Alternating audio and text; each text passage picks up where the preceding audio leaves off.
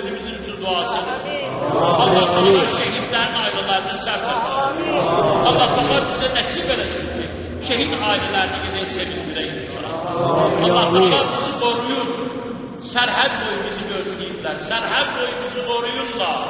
Milli ordumuz, əskər balalarımız, zabitlərimiz, bizi koruyanlar, sərhəd boyu Allahları salamat olsun. Allahları hifz eləsin. Allahların namət cümləsindən uzaq eləsin. Allah Teala xain olanlar ki, bizim vətənimizin düşmənləri, erməni zalimləri məhkumabı edilsin. Hər kəs dinə, vətənə, xalqa, millətə, torpağa, yetimə, yesilə, əskəri gördüğünə, əskər paltarında, qazını gördüğü, qazilərimiz üçün qəhrəmandır. Qazi sözünün mənası qəhrəman deməkdir, igid deməkdir. Buna görə də Allah qazilərimiz salamat. Buna canlı şehidlər.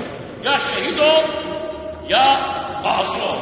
Qazi sözünün mənası qəhrəman deməkdir, şücaətli deməkdir, rəqabət, qalib deməkdir. Allah bütün qazilərimiz salamat. Bütün xəstələrimizə şifayat edir. Evlərdə və xəstəxanalarda olan mərizlərimizə şifa versin. Belə günlərdə analar, bacılar gəlir, bunların da bayramı mübarək. Hər kəsin bugünkü gündə qəlbində bir niyyəti var.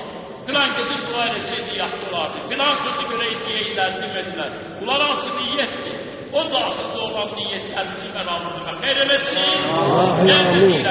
Allah gələcək günlərimizi xeyr eləməkdən eləsin.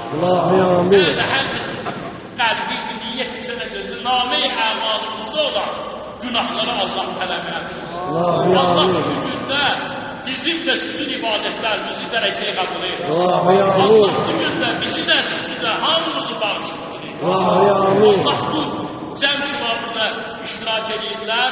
Bizi bir daha o çaşıran, azdıran imtihanlar var. İlahi bizi azdıran, çaşıran imtihan, bəlalarla imtihan edilməkdir. Körpələrimizə, balalarımıza, cavanlarımıza rəhm edirlər. Cavanlarımız, gənclərimizi, ahsaqqallarımızın sayesinde bərqərar edirlər. Allah bayrağımızı bir daha mübarək eləsin. Allah hamımızı salamat eləsin. Allah'a karşıdan var olun, minnettarı teşekkür edirik size ki geldiniz, iştirak ediniz. Bu dualar da bize bu günleri nesip oldu inşallah. Allah bu lezzeti elə adam var ki olur da böyle bəzliyə oruçlu tutardı. Hani gözləyirəm tez tutarsın. Ancaq elə adam da var ki oruçlu tutarımızı darıxın ki ne için tutardı. Görsən böyle her bir insan var da darıxırsa ki ne için tutardı. Ne tez geldi bakı. Ne tez tutardı. Görsən ki hususiyyətdən Allah bu lezzet. Allah bizi bu lezzetten ayrı salmasın. Günlerde eksan edenler var. İftar bir ay içinde iftar verdiler, eksan edildiler, her boy xeyri işler gördüler. Allah dereceye kabul etsin. Bundan bu yana herkes eksanat edin, xeyirxahlıq edin, səxavət göstərin. Allah'ın Peygamberin imamın rəhbərin adını sərdirsin. Bismillahirrahmanirrahim ve bihi nesta'in ve bihaqqi suretil Fatiha.